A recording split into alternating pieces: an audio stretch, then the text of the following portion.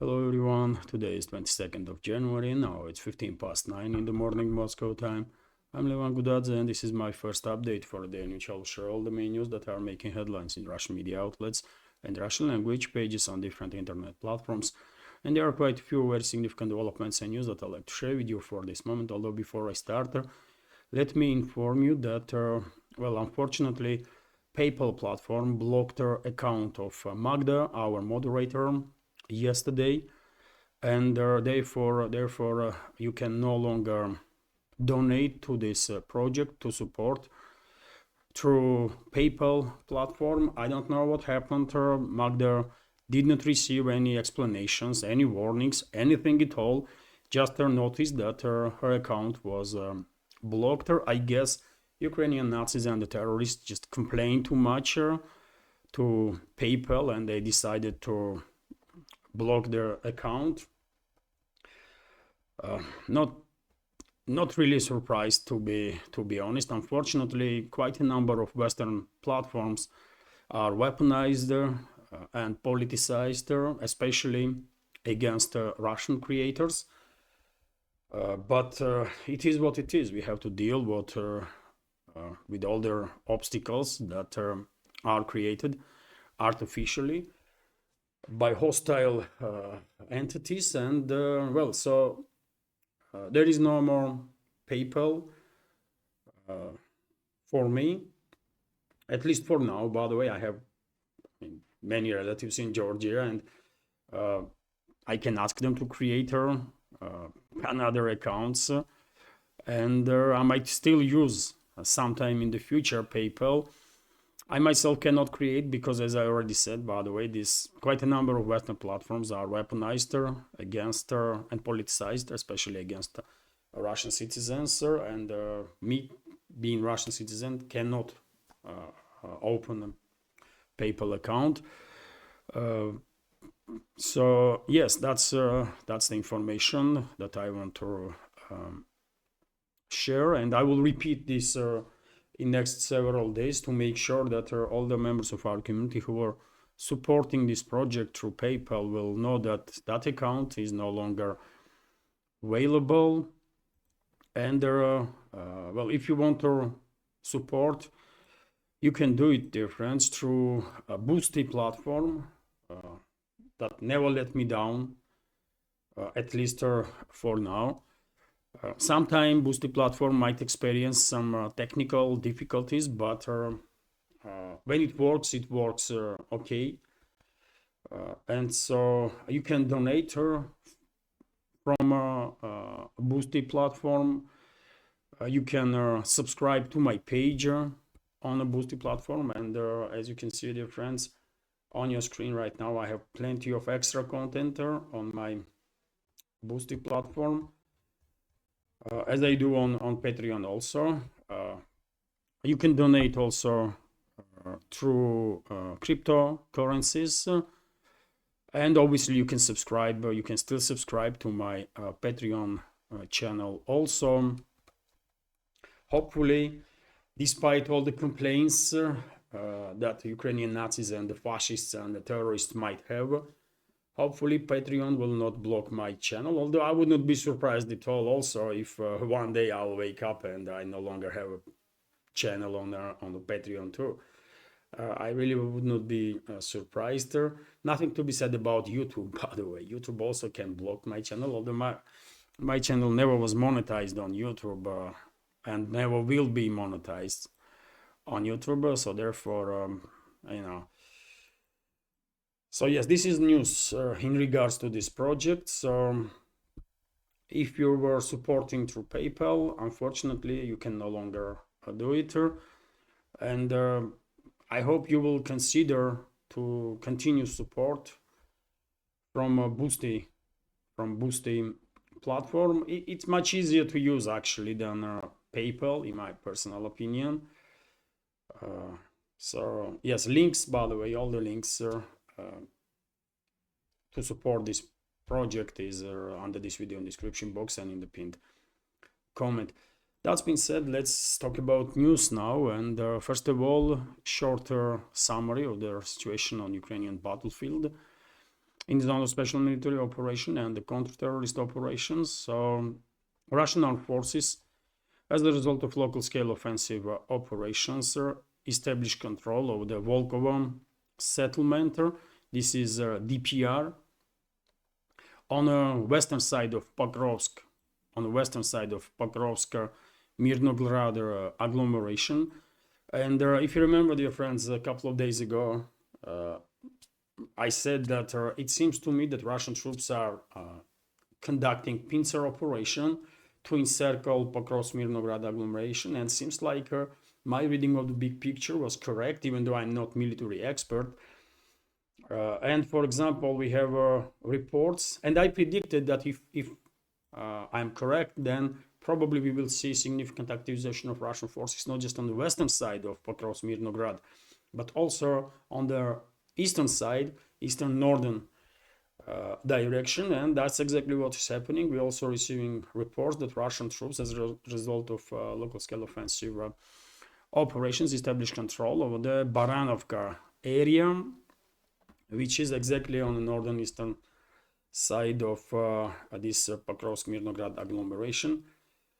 I guess we will continue to observe Russian offensive in northern western and northern eastern direction. At some point, all the supply and support lines for this agglomeration, for Kiev regime's garrison in this agglomeration, will be under direct Russian fire control. And clearly, massive cold room is being created by Russian troops in this area. Also, we have reports that on southern flank of Kupiansk sector, Russian troops, as a result of local-scale offensive operations, established control over the Zelyony Gai settlement. And this is not all. On the northern flank of Kupiansk sector, Russian armed forces established control over the Zapadnaya settlement, this one here. And one may argue that Russian troops actually are in the process to create yet another huge cold room in Kupiansk area. Let's see. I'm not military expert. My reading of the big picture can be mistaken, can be wrong, but it seems to me that we might see also pincer operation in Kupiansk sector to encircle Kupiansk itself and a few settlements that are in immediate vicinity of that city. This is Kharkov region, obviously. Kharkov region and part of South Donetsk sector actually is LPR and the DPR, right?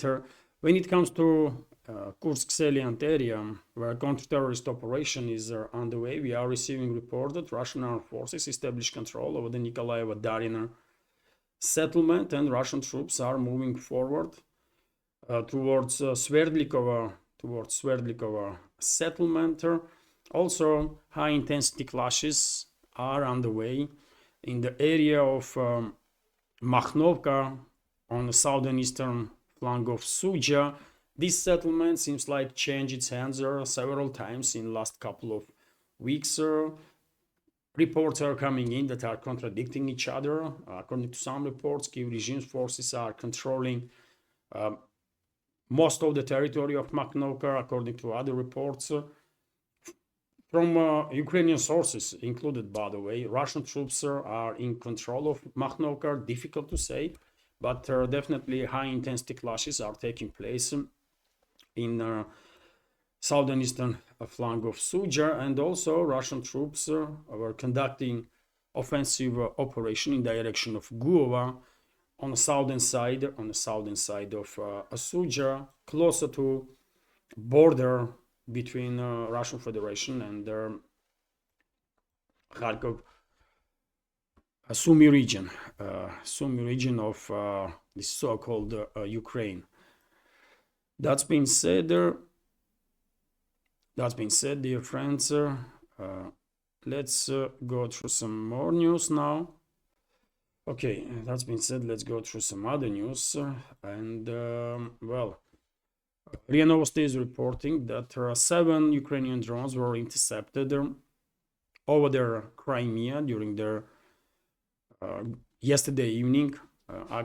Yesterday evening. Also, TASS news agency is reporting that 15 drones were intercepted overnight in Rostov region of the Russian Federation, and also number of drones were intercepted over the Voronezh and Kursk regions of the Russian Federation.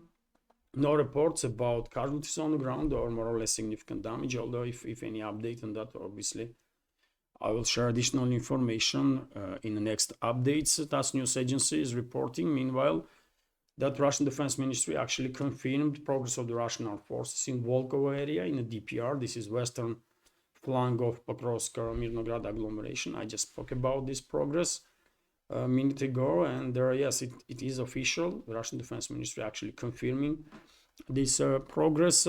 Meanwhile, RIA Novosti is also reporting that there was explosions in Kiev on the left bank of the Dnieper River. No precise information what exactly was targeted. This is this information is from late evening yesterday, and its explosions were heard not just in Kiev but also in Sumy region, also in the Kharkov region, Nikolaev region, Odessa region. So Russian armed forces were conducting relatively large-scale drone strikes on military and logistics infrastructure of the Kiev regime. As far as I know, from what I read in media outlets and independent sources, no missiles were deployed, no cruise missiles at least were deployed during this strike. Mainly long-range drones were used.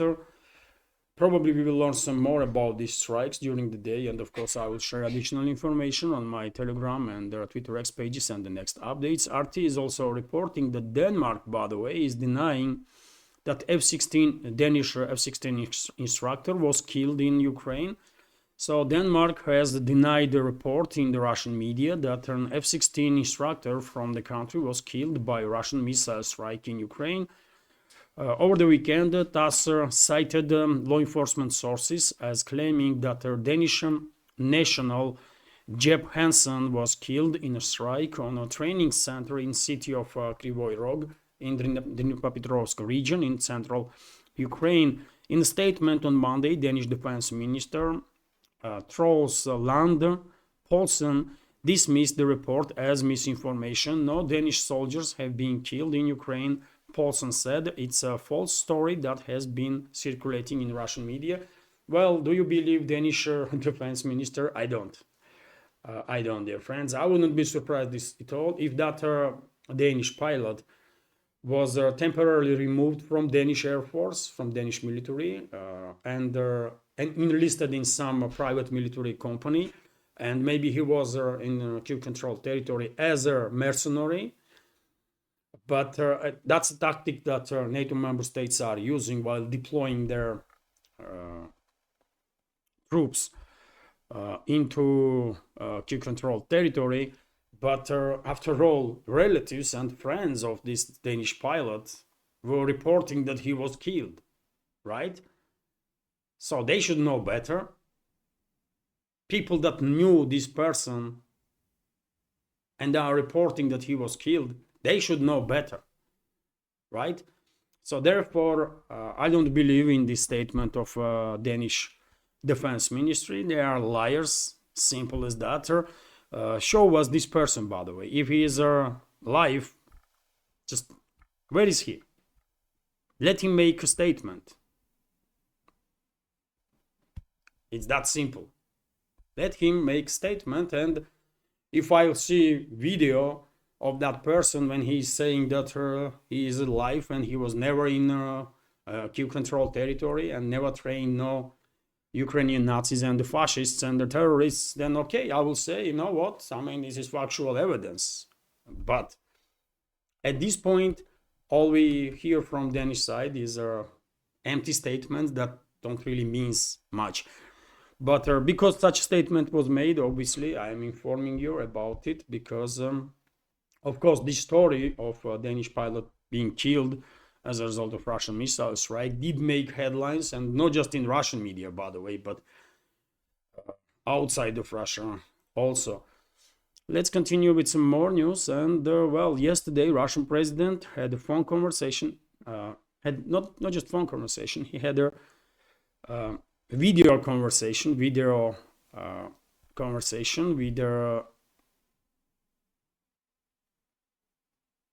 Chinese leader Xi Jinping, right? And during that conversation, Russian president was invited to participate in celebration of 80th anniversary of victory over the Japan in the Second World War. That will be hosted in Beijing. It will be a big celebration, and most likely Russian president will participate in that ceremony. And it will take place in September, by the way, on 3rd of September, I believe. Meanwhile, according to reports that we have, Chinese leader Xi Jinping will also visit Russia to participate in a celebration of victory in a great patriotic war that will take place on 9th of May all around Russia, including in Moscow. And by the way, obviously, this conversation via video link between Russian and the Chinese leaders yesterday, only day after President Trump was inaugurated, definitely was a kind of signal also to Washington, to Western ruling elites, Western ruling class, that relationships between China and Russia are stronger. And whatever, no matter whatever obstacles Western ruling class gonna create against two countries, they will continue to support each other and deal with these obstacles together. This was a demonstration of unity, I guess, and probably that's exactly how Western ruling class sees it. See this development, including Trump and his inner circle. Probably they were informed about this conversation between Putin and Xi Jinping. Also, by the way, obviously nowadays Trump is making a lot of headlines. As you know, yesterday he spoke about his intention to have a phone conversation with the Russian president, and the aide of Vladimir Putin spoke about this topic. So Russia has not been contacted by the White House on the issue of scheduling a phone call between the countries' leaders, I mean US and Russia's leaders. President Vladimir Putin's foreign policy aide Yuri Ushakov has revealed, speaking to reporters on Tuesday. Ushakov addressed recent media reports suggesting that newly inaugurated US President Donald Trump's administration is exploring the possibility of organizing the face-to-face meeting with Putin and to end the Ukrainian conflict. We've been following media reports that the US administration is preparing for dialogue and that Trump allegedly instructed his team to contact Russia, Ushakov told reporters. He reiterated that Moscow is open for discussions if Trump's team demonstrates a mutual interest. Ushakov's remarks follow CNN's report on Sunday that Trump's team was allegedly planning for a phone call with Moscow, which the network sources claimed could take place shortly after the inauguration. Well, this conversation maybe will take place in upcoming days, maybe in a week or 2 weeks' time, but at least for now, Russian side was not contacted by White House, by representatives of Trump to schedule this phone conversation. Nothing to be said about face-to-face meeting, which might not even take place in 2025. Meanwhile, by the way, new State Secretary of US, Marco Rubio, made additional statements in regards to Ukrainian conflict, in regards to Russia. And Well, while listening, I saw some fragments, by the way, of his interview, and that interview left on me impression that these people are very ill-informed. They are just simply not listening what Moscow is saying, what Russian high-ranking officials are saying. They are still pushing this narrative that this conflict can be frozen, and Moscow was already clear. All these ideas were floating way before Trump's inauguration, isn't it? That conflict should be frozen, then NATO so-called peacekeepers should be deployed, and Ukraine's accession to NATO should be postponed for 15 to 20 years.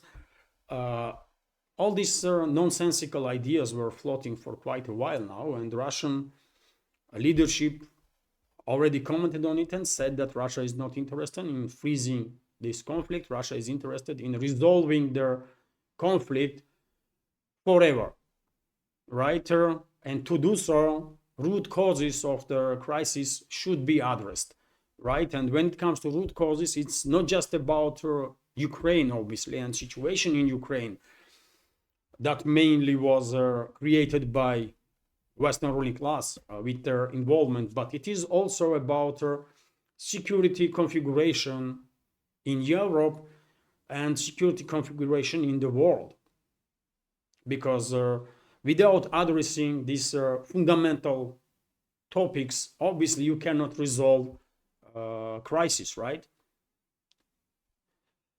And by the way, it's not just Marco Rubio that leaves such impression that he is really, really poorly informed. Unfortunately, Trump himself also. And for example, yesterday on my Twitter X account, I shared this video, and I let you listen to it. It's only like 55 seconds, and you tell me, by the way.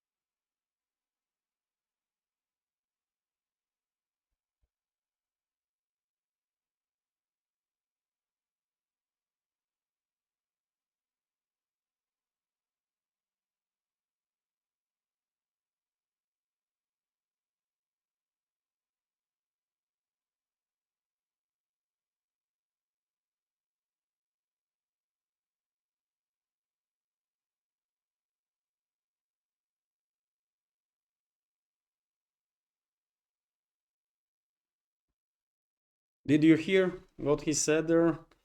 Hopefully you did, because I'm using microphone, I cannot hear sound. But in this video, he was articulating with some unbelievable numbers in regards to Russian losses. He said that Russia lost a million Russian soldiers were killed there. I was really shocked when I see this video. I shared it on my Telegram channel, on my Twitter X account, and I commented, I wonder where Trump gets his information from, and why he is so ill-informed about the Ukrainian crisis and Russia. It's just too bad, because it is too bad. Someone needs to tell him about it, and also really explain what is going on in reality, right? Because if Trump is this misinformed, then how he can come up with any initiatives that will be based on objective reality and will be seen by Russia as something that we can work. Am I correct? And by the way, I guess this view of mine is shared by many people, because this particular post on my Twitter X account received quite the attention. At this point, 71,000 views on it, and it says it all, isn't it? So yes, it's not just Marco Rubio. It's a lot of politicians in Trump's inner circle, a lot of figures that are really, including Kellogg, Waltz, and the rest of them, that seems like don't really have any understanding what is going on. So I don't know, man. I don't know. I find it difficult to believe that these people can be this ill-informed, man. I mean, how it's even possible? But so hopefully, as time goes by, maybe these people didn't pay much attention. Really, they spoke about Ukrainian crisis, but didn't really pay much attention to it, and that's why they are this ill-informed. But now, when they have to actually deal with this situation, probably they will have opportunity to learn some more, receive some more information, and in that case, hopefully they will come up with some initiatives that will be based on objective reality. And in that case, yes, I can see possibility that Moscow and Washington may find some common ground to resolve this issue. Hopefully that will be the case. Anyways, I see yesterday in the comment sections number of members of our community were commenting that we should give some more time to Trump and his administration, because they just get to the office, and they have definitely argument. Let's wait at least for a couple of weeks. I guess 3, 4, 5 weeks are enough to receive all the necessary information, isn't it, on some major issues that currently these people that are already in charge of US may not have. Anyways,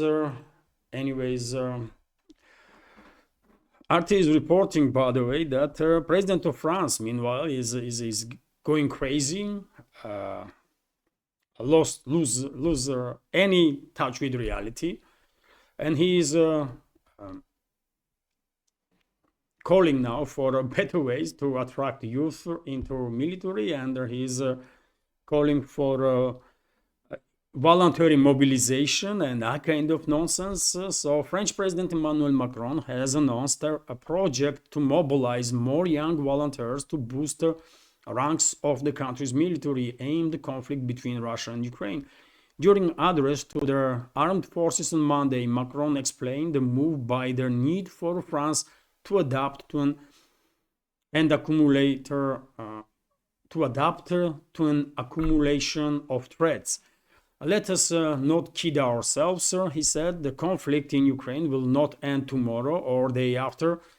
He insisted the French leader was speaking on the same day Donald Trump was inaugurated as US president. During his election campaign, Trump rapidly promised to swiftly end the fighting between Moscow and Kiev if he returns to the White House. For France and their other EU nations, the challenge today is to give Ukraine the means to last and to enter any future negotiations from the position of strength.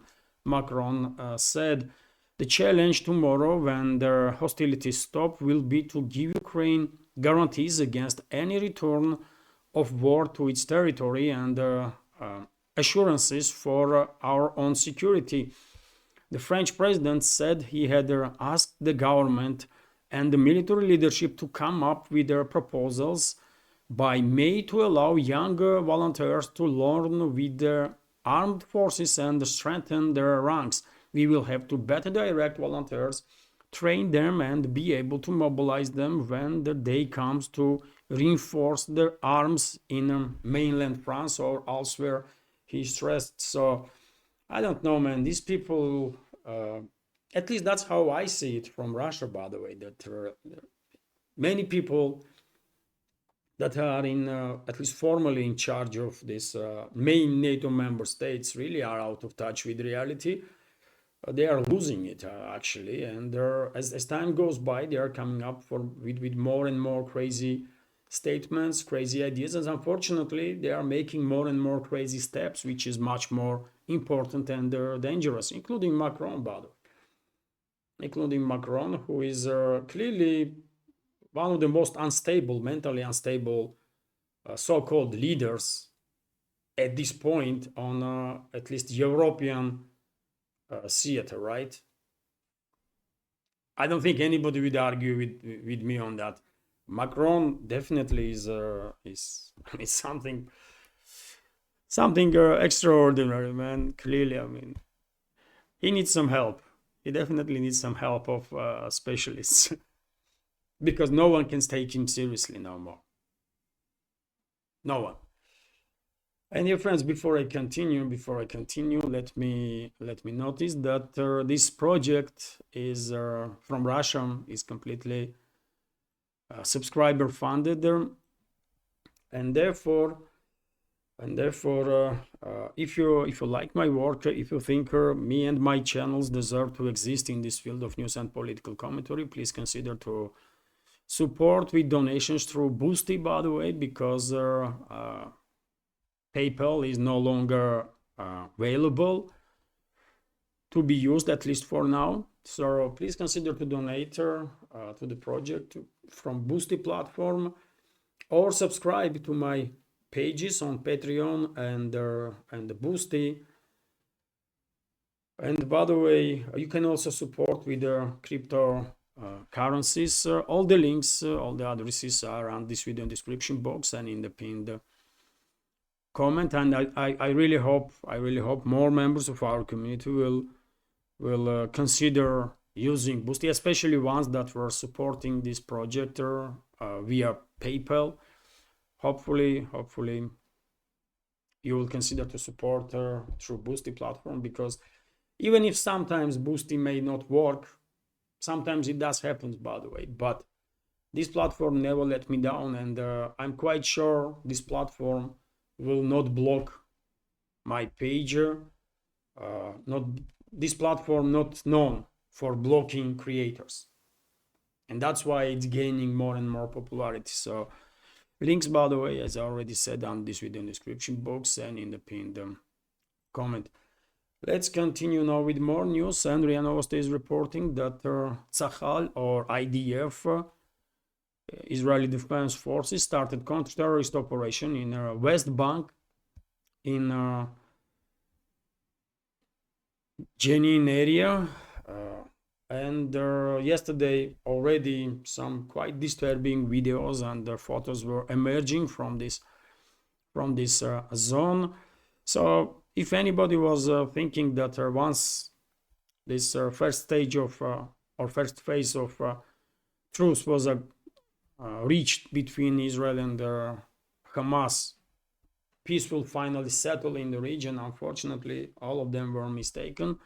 It didn't take long before Israeli forces started yet another military operation, now in the West Bank area. Also, dear friends, let's go through some other news. Let me check time. It's 33 minutes already, so at least I'll give you some headlines. I don't know why, but this glider is no longer working. Okay, I will just pass it.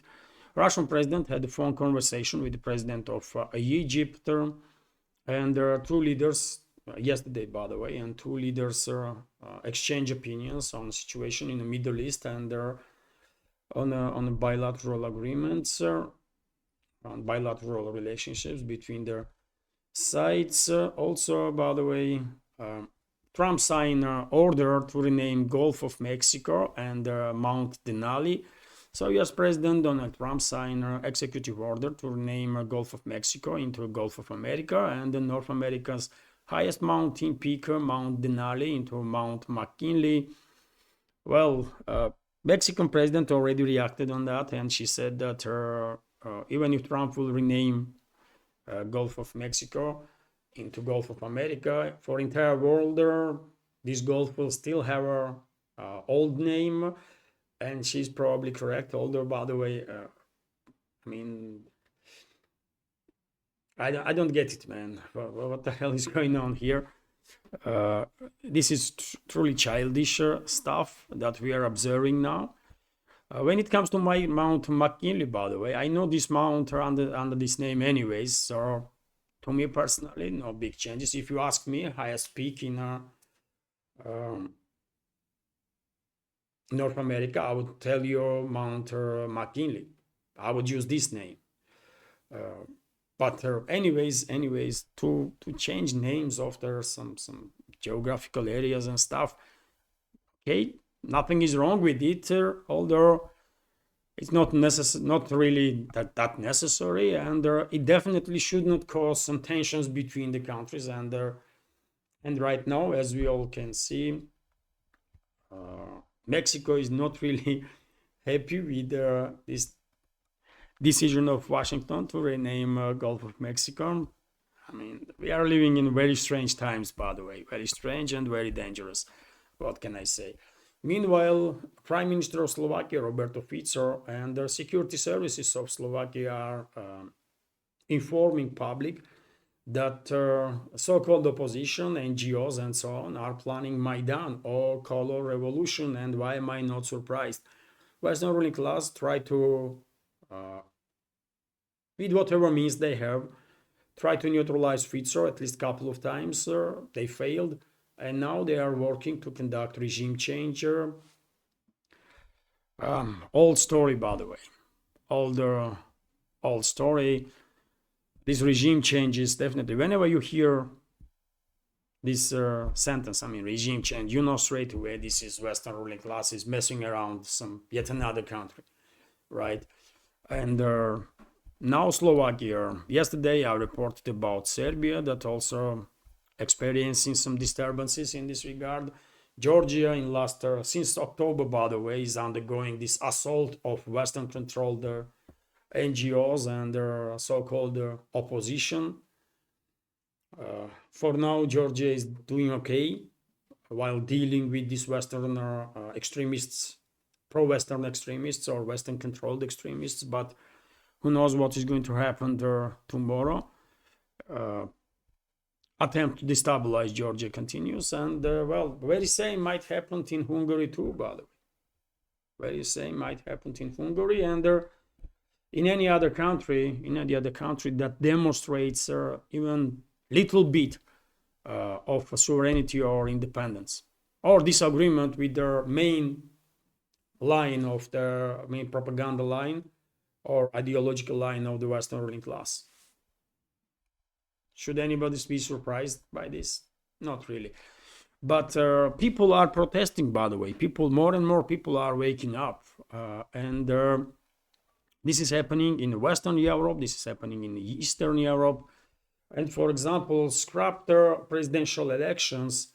Frontrunner tops polls again in Romania. So calling Georgescu the right-wing frontrunner in November's first round of Romania's presidential election that was then annulled, is taking the lead ahead of their new balloting scheduled for May. A fresh survey suggests critic of NATO and the EU and staunch opponent of sending aid to Ukraine, Georgescu topped the first round vote in November with 22.94% of votes, beating liberal leftists and social democrat candidates. Romania's constitutional court then, under obviously orders of the Western ruling class, cancelled the election ahead of the second round vote, citing intelligence documents alleging irregularities in Georgescu's performance. According to their survey conducted by the pollster Avantgarde, Georgescu is expected not only to retain the leading position, but actually to perform better than during the scrapped election. The poll sampled some 1,354 Romanians representing various social and their age groups and was conducted between January 10 and January 16. The candidate is now projected to get 38% of votes against some 23 he's secured last time. Georgescu's approval in survey is followed by Crin Antonescu, the likely single candidate of the pro-EU coalition government, who is projected to get about 25% of the vote. with some 70% of respondents favorable to Budapest Mayor Nikosor Dan, who said he could end up running as an independent. So yes, despite the Western influence, despite attempts of the Western ruling class to keep people in a deep sleep with its propaganda means and so on, no, people are waking up, by the way. More and more people. It's a process, isn't it? And it will take time, but more and more people are waking up all around the Western world, by the way. In US, in Canada, in UK, in Western Europe, Central Europe, Eastern Europe. One may even argue that Western world is undergoing revolution of common sense, really. You know, and it was Trump, isn't it, that said that yes, revolution of common sense is definitely needed. He said something along this line, right, in last a few days, and he definitely has a point. Revolution of common sense is definitely needed all over the Western world, and it is happening, by the way. It is happening. And it does terrifies, I guess, Western ruling class and all these globalists and neolibs and all those crazies, man. These processes are terrifying for them. Meanwhile, RT is reporting that Musk responds to Nazi salute accusations. Billionaire Elon Musk, close ally of US President Donald Trump, has brushed off allegations that he performed Nazi salute when giving a speech at the inauguration on Monday. Yesterday, I mentioned, dear friends, that Elon Musk was acting, quite strangely. And not just because of this salute, but in general. I mean, I saw a couple of videos and he left impression on me personally that he was on something. I mean, but I could be wrong, by the way. But when it comes to this particular gesture that he made, well, I mean, which way you look at it, one may try to clarify his gesture as something that has nothing to do with Nazi Germany or Hitler's salute or something. But well, people see it differently, isn't it? It looks as it looks, by the way. And unfortunately, Elon Musk was not careful in his performance and did what he did. And well, even if anybody else did it, that person probably would be, would get smashed by, everybody. But because Elon Musk is a close ally of Trump, because he's Zionist himself, and by the way, Zionists, Christian Zionists, not necessarily are friends of Jewish people. Many of them actually despise Jewish people. And Zionism, by the way, if as you know, is quasi-religious, quasi-ideological, some Sikh movement. Those people want a second coming to happen, and they think if they will destroy Al-Aqsa Mosque in Jerusalem and build a Temple of David or something, then second coming will happen of Jesus. Those people are crazies, by the way. What can I say? Those people really are crazies, and in that Sikh ideas, when the second coming will happen, God will punish Jewish people first of all, right? Something like that is happening there. So these people, I mean, Christian Zionists are not friends of Jewish people, by the way. One should know that, right? Zionism is not about Jewish people. It's a Sikh ideology, right? That weaponized Judaism and weaponized Israel, right?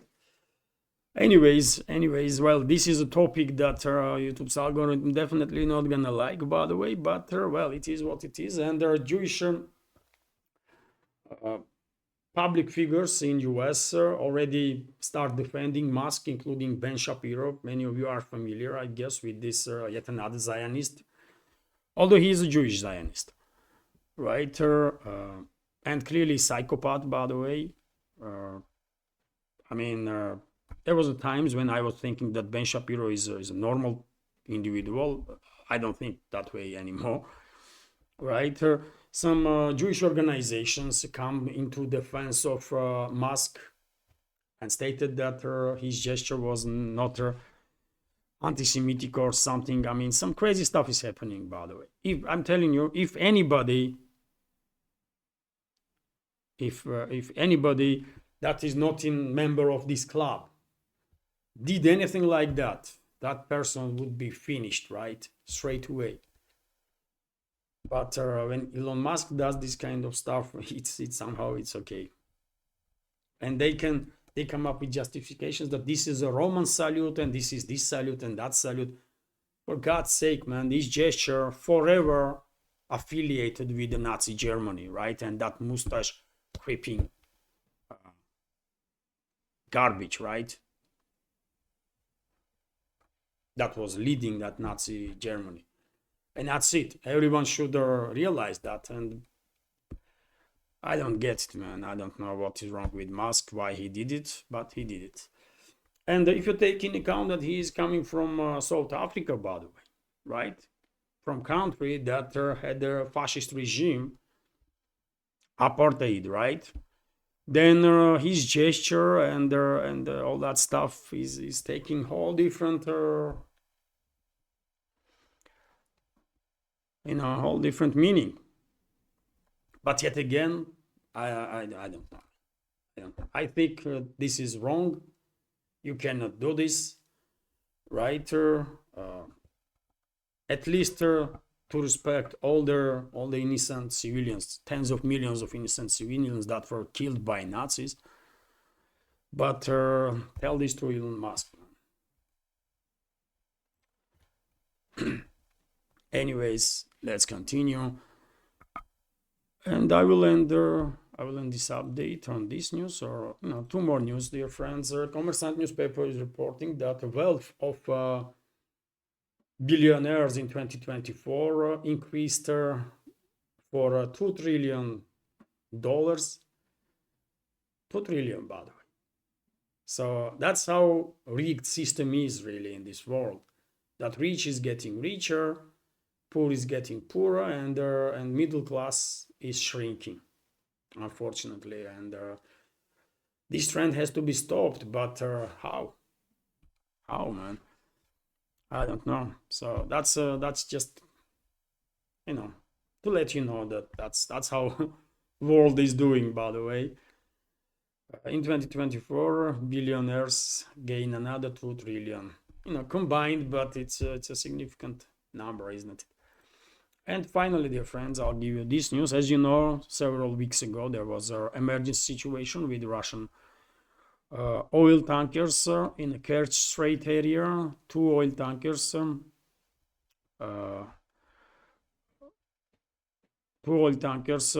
sank, one on the shoreline, another deep into sea, and oil products start escaping from the tanks of those vessels, and we have now a report. And obviously, eventually, this oil spill reached shoreline beaches, and we have this report that more than 170,000 contaminated soil, sand was removed from coastal line as a result of this emergency situation. And work is continues, by the way. Work continues and will continue for another at least several months. Hopefully before summer, this emergency situation will be dealt with finally, and regions on Russia's coastal line in Black Sea, in Azov Sea will be able to receive tourists, because tourism is obviously play huge role in local economies, and there are thousands and thousands of households are depend on it big time. So yes, this is it for now, dear friends. Hopefully you will find this update interesting and informative and useful. And if so, please click that like button and leave some commentary just about anything or any topic. And if you can, please share information about my channel or my videos with your friends offline or online. And finally, if you like my work, if you think I deserve to be in this field of news and political commentary, please consider to support. All the links are on this video in the description box and in the pinned comment. This is it for now. Have a wonderful day and take care.